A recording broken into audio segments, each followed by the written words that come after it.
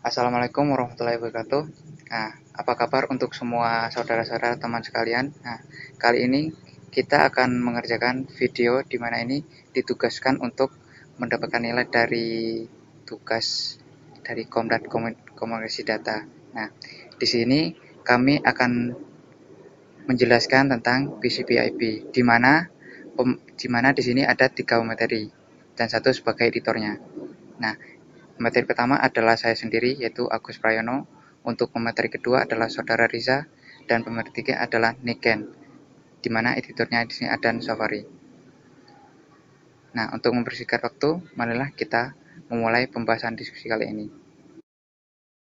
Kita akan membahas tentang TCP/IP. Yang pertama, apa itu TCP/IP?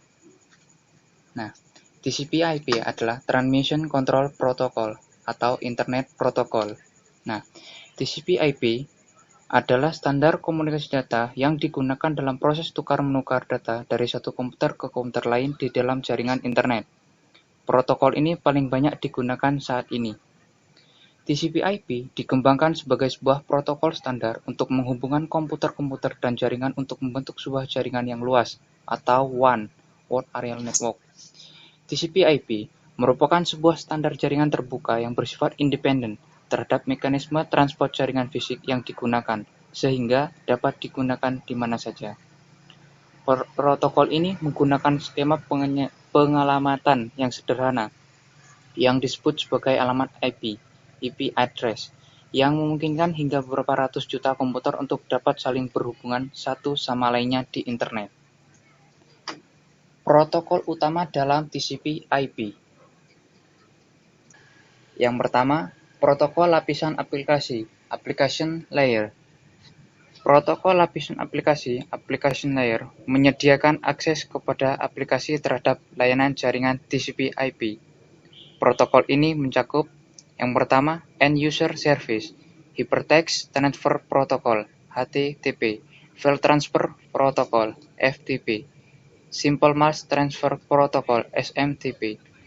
Yang kedua, Administration, Simple Network Management Protocol, SNMP, Dynamic Host Configuration Protocol, DHCP, Domain Name System, DNS.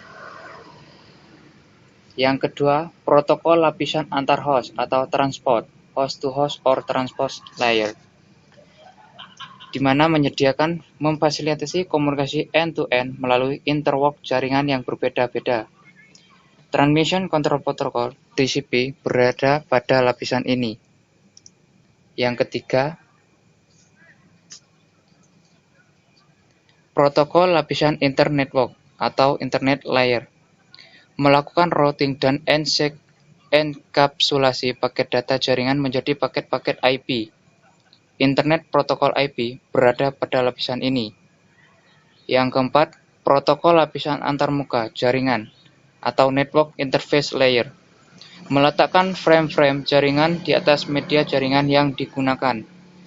TCP/IP dapat bekerja dengan bermacam-macam teknologi transport, meliputi LAN, misalnya Internet dan Token Ring, MAN dan WAN, misalnya PSTN, ISDN, dan ANTM. OSI layer. Pada OSI layer terdapat 7 layer. Yang pertama, layer fisikal, yang kedua, layer data link, yang ketiga, layer network, yang keempat, layer transport, yang kelima, layer session, yang keenam, layer presentation, yang ketujuh, layer application. Pada slide sebelumnya telah dijelaskan jika TCP bekerja pada layer 4, yaitu layer transport, dan IP bekerja pada layer 3, yaitu layer network. Oke, selanjutnya mari kita ulas bagaimana cara kerja TCP/IP. Yang pertama adalah IP atau Internet Protocol. Misalkan di sini saya punya sebuah PC yang saya namakan PC1.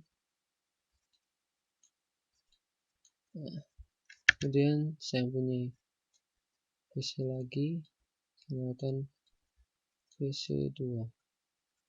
Nah, misalkan di sini saya ingin transmisikan data dari PC1 ke PC2. Nah, Data yang ingin ditransmisikan tidak bisa secara langsung dapat bertukar, namun di sini harus melalui Internet Protocol. Nah, apa sih fungsi dari Internet Protocol itu? Nah, protokol ini berfungsi sebagai menjembatani antara data yang akan ditransfer dari PC1 ke PC2. Nah, memang dari PC1 dan PC2 harus memiliki internet protokol yang sama sehingga mereka dapat saling berkomunikasi satu dengan yang lainnya. Ibaratkan manusia. Manusia jika mereka dalam bahasa yang sama, maka dapat berkomunikasi dengan baik. Oke. Di sini juga terdapat fitur menggunakan fitur IP addressing. Nah, IP addressing ini adalah cara bagaimana komputer ini akan mengirimkan data menuju ke komputer yang kedua. Bagaimana IP addressing ini akan mengatur jalur mana yang akan ditempuh dan istilahnya alamatnya dari PC yang kedua. Nah, seperti itu. Nah, jadi misalkan kita mempunyai banyak komputer dan kita ingin mengirimkan ke salah satu komputer saja. Nah, kita akan menggunakan IP addressing ini sehingga kita tahu kita hanya mengirimkan data ke satu komputer saja. Nah, kemudian yaitu TCP atau Transmission Control Protocol. Nah, sama contoh seperti yang tadi. Misalkan di sini saya punya sebuah PC, saya namakan PC1. Nah, kemudian yang kedua, saya punya PC yang kedua, saya namakan PC2. Nah, di TCP atau Transmission Control Protocol ini lebih menjelaskan tentang bagaimana cara data tersebut terkirim.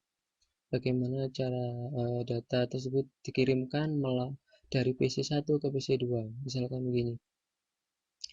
Komputer pertama ingin mengirimkan suatu data. Misalkan saya punya data segini. Nah, misalkan ada banyak ya. 1, 2, dan seterusnya.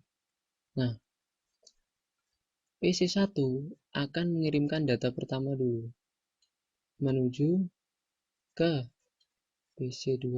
Nah, setelah PC2 menerima data yang dikirimkan dari PC pertama, maka PC kedua akan mengirimkan informasi berupa konfirmasi bahwa data pertama sudah berhasil dikirimkan. Nah, seperti itu. Kemudian jika data pertama sudah berhasil dikirimkan dan PC1 menerima konfirmasi itu, maka selanjutnya data selanjutnya akan dikirimkan kembali. Seperti ini. Perlu diketahui bahwa jika data pertama sudah dikonfirmasi bahwa sudah terkirim, maka data yang dikirimkan akan semakin banyak. Ini sudah terkirim, jadi nanti selanjutnya yaitu 2 dan 3. 2 dan 3 dikirimkan menuju PC kedua. Nah, jika PC kedua sudah menerima, maka PC kedua akan mengirimkan informasi lagi ke PC pertama bahwa data terakhir yang sudah diterima adalah paket nomor 3. Itu artinya paket 2 dan 3 berhasil terkirim ke PC2. Nah, ini informasi PC2 mengirim informasi bahwa paket terakhir yang terkirim adalah data nomor 3. Nah, begitu seterusnya. Setelah nomor 3 selesai, maka akan terus berkelanjutan. Datanya akan semakin banyak tergantung dari jumlah data yang akan Anda kirimkan. Nah, seperti ini. Terus menerus Data terakhir yang dikirimkan berhasil sukses, data nomor 7. Nah, seperti ini. Hingga transfer data selesai. Seperti itu. Sehingga PC2 menerima keseluruhan dari paket data. Nah, seperti ini. Nah, sekarang bagaimana jika terjadi error? Jika terjadi error, misalkan saya punya data, misalkan data sekarang adalah data ke 10 yang akan dikirimkan ke PC kedua. Oke, dikirimkan ke PC 2. Nah, jika terjadi error pada PC kedua, maka PC kedua tidak akan mengirimkan konfirmasi bahwa data ke-10 ini terkirim.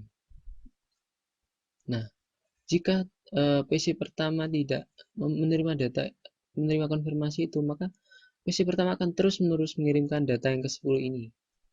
Terus akan dikirim lagi jika tidak menerima. Nah, kemudian saat PC kedua sudah menerima data ke-10, maka akan mengirimkan bahwa data ke-10 berhasil ditransfer atau berhasil terkirim. Maka data selanjutnya akan dikirimkan. Nah, seperti itu. Akan lebih banyak lagi.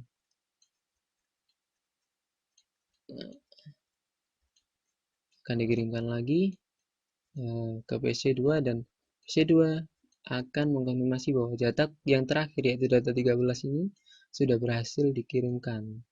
Kemudian akan bertambah lagi filenya, datanya semakin banyak tergantung dari berapa jumlah yang akan dikirimkan.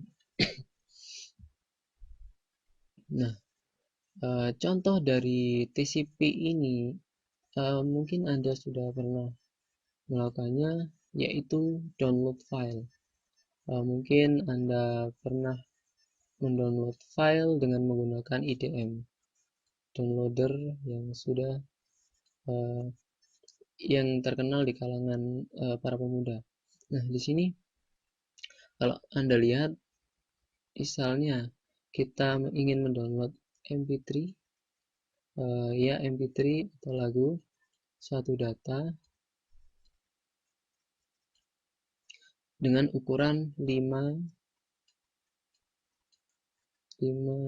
mega. Nah, Anda dapat lihat saat permulaan download dimulai, kecepatannya pasti tidak langsung menjadi kecepatan maksimal,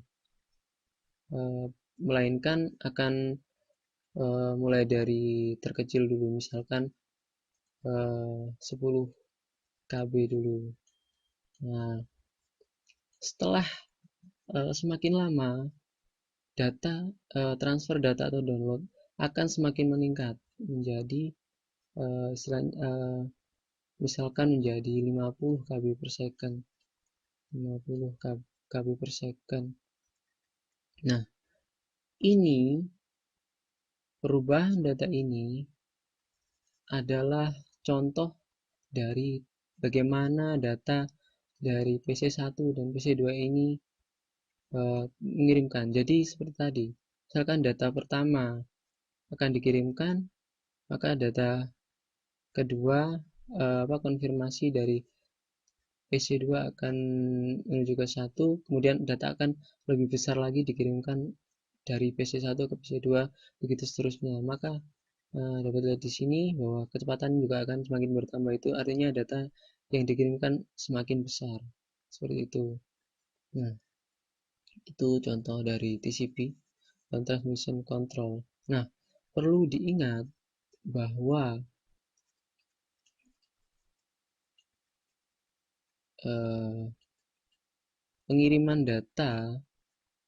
sistem pengiriman data yang tadi sudah saya jelaskan itu dinamakan windowing. Ya, windowing. Seperti itu. Oke, itu untuk dari TCP atau Transmission Control Protocol.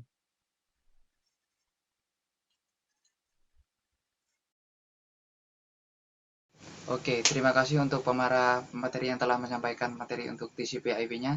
Nah, sekian yang bisa kami sampaikan. Untuk kurang lebihnya, kami minta maaf atas sekian perhatian dari semua saudara-saudara yang pernah terlibat. Saya aturkan banyak terima kasih. Wassalamualaikum warahmatullahi wabarakatuh.